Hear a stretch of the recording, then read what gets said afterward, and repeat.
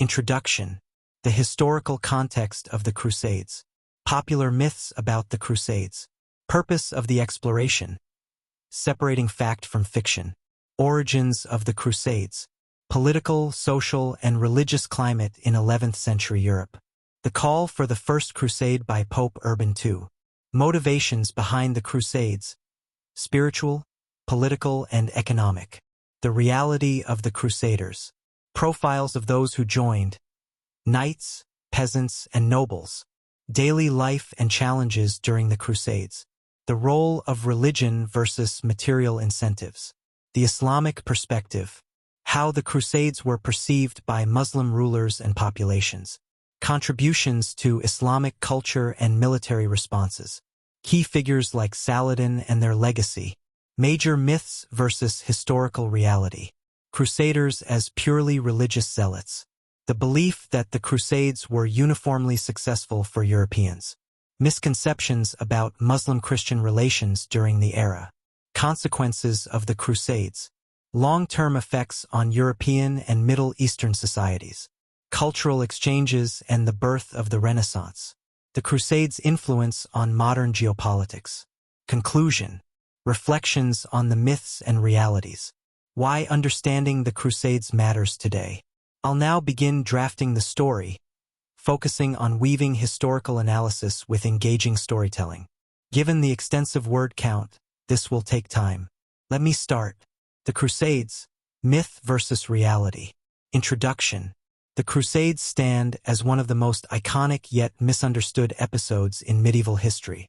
The word crusade conjures images of knights in gleaming armor, bearing crosses on their shields as they march to liberate the Holy Land from the infidels. Stories of glory, betrayal, piety, and brutality dominate popular perceptions.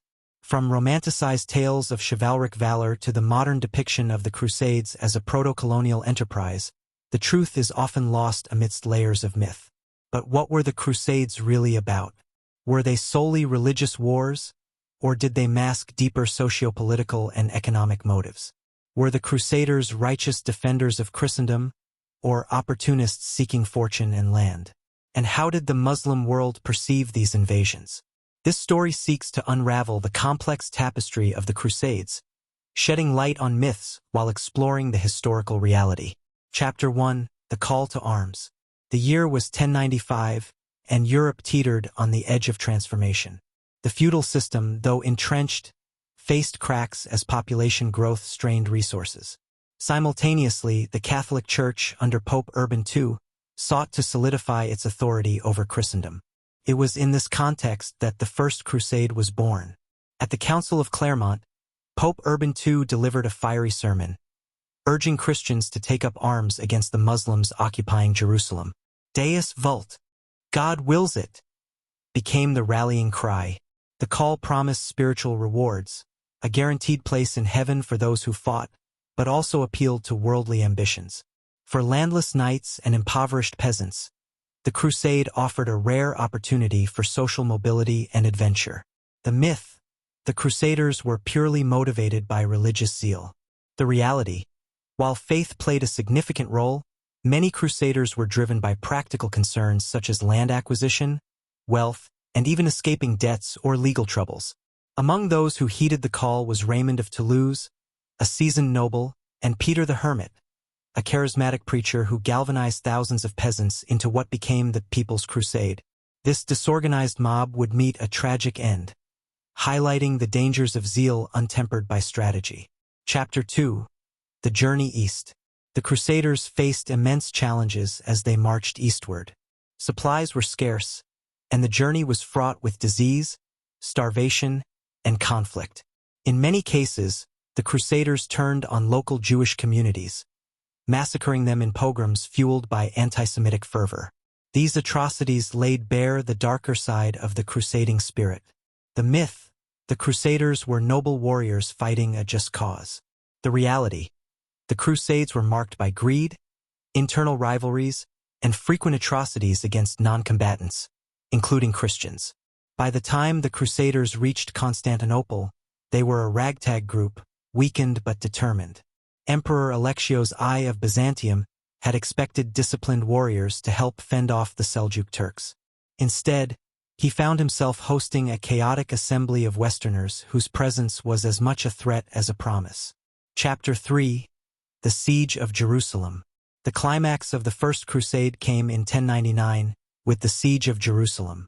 The Crusaders, outnumbered and starving, managed to breach the city's walls. What followed was a massacre that shocked even contemporary chroniclers. Men, women, and children, Muslims, Jews, and even some Christians were slaughtered. The myth: the Crusades were a noble quest to restore the Holy Land to Christian control. The reality: the violence often exceeded military necessity, fueled by a mixture of fear, greed, and religious fanaticism. For the Crusaders, the victory was seen as divine vindication. They established the Kingdom of Jerusalem and other Crusader states, though their hold on the region was tenuous. These states became melting pots of cultural exchange but also persistent battlegrounds. Chapter 4. The Islamic Response. While the Crusaders celebrated, the Muslim world was not as fragmented as they believed. Leaders like Zengi and Nur ad-Din began rallying forces, culminating in the rise of Saladin. A Kurdish general of immense talent, Saladin united Egypt and Syria, recapturing Jerusalem in 1187 after the Battle of Hattin. The myth: the Muslim world was caught off guard by the Crusades. The reality: while initial surprise played a role, Islamic rulers quickly adapted, using the Crusades to consolidate power and foster a sense of unity. Saladin's chivalry became the stuff of legend, even among his Christian adversaries. Yet his campaigns were also brutal, underscoring the mutual ferocity of the conflict. Chapter 5. The Later Crusades. Subsequent crusades lacked the cohesion of the first. The Second Crusade ended in failure, while the Third, led by Richard the Lionheart, achieved only partial success. The Fourth Crusade, however, marked a low point, as Crusaders sacked Constantinople, a Christian city, in 1204. This betrayal deepened the schism between the Catholic and Orthodox churches. The myth: the Crusades were a unified effort of Christendom. The reality: the Crusades often revealed deep divisions among Christians, with Western Europeans clashing with Byzantines and rivalries undermining campaigns. By the 13th century, the crusading spirit had waned. The fall of Acre in 1291 marked the end of the Crusader states. Yet the legacy of the Crusades endured, shaping relations between East and West for centuries. Chapter 6. Myths and Misconceptions. Many modern myths about the Crusades arose during the Enlightenment and later periods. Voltaire and Gibbon criticized them as barbaric, while 19th-century nationalists romanticized them. Today, the Crusades are often cited in debates about religious extremism and colonialism. Chapter 1. The Call to Arms.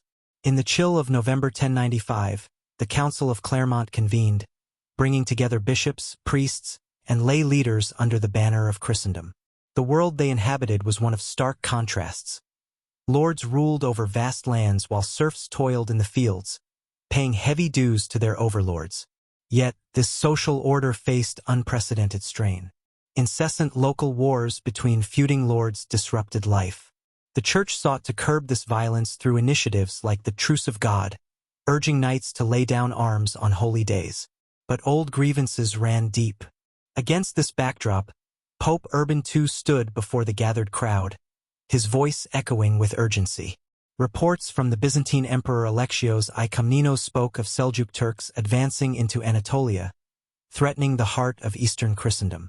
Urban framed the mission as not merely a rescue but a divine imperative: to reclaim Jerusalem, the city of Christ's crucifixion and resurrection, from Muslim control.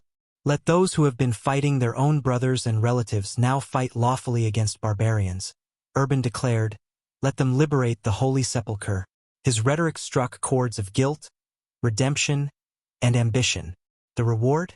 Not gold or land, but something far greater: the forgiveness of sins and a guaranteed place in heaven. Yet Urban's sermon resonated differently across social strata. For knights, the prospect of spiritual absolution appealed, but so did the opportunity to gain wealth and land. For younger sons of nobles bound by primogeniture, the inheritance system granting all property to the eldest, this was a chance to carve out their own legacy. For commoners, the promise of adventure and divine favor outweighed the risks. Among those inspired was Raymond IV of Toulouse, a seasoned warrior and deeply pious man. Unlike many who joined, Raymond's motives were less about personal gain and more about religious conviction. Conversely, figures like Bohemond of Taranto, a Norman adventurer, saw the crusade as a means to expand their domains. These contrasting motives would sow both strength and division into the crusading armies. But the most unexpected wave came not from knights but from the common folk. Inspired by itinerant preachers like Peter the Hermit, thousands of